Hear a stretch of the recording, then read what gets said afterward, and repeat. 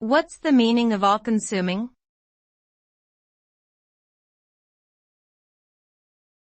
All-consuming.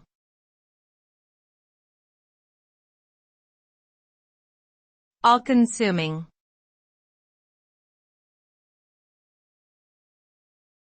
All-consuming.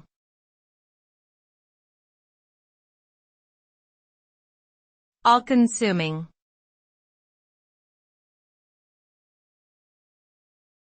All-consuming.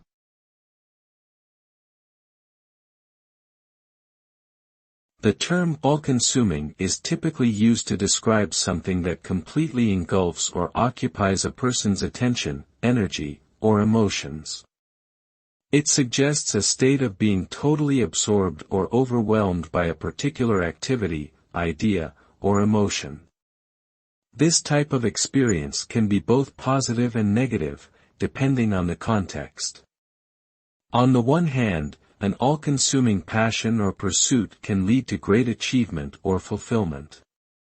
On the other hand, an all-consuming worry or fear can be debilitating and distressing, having a profound effect on one's physical and emotional well-being.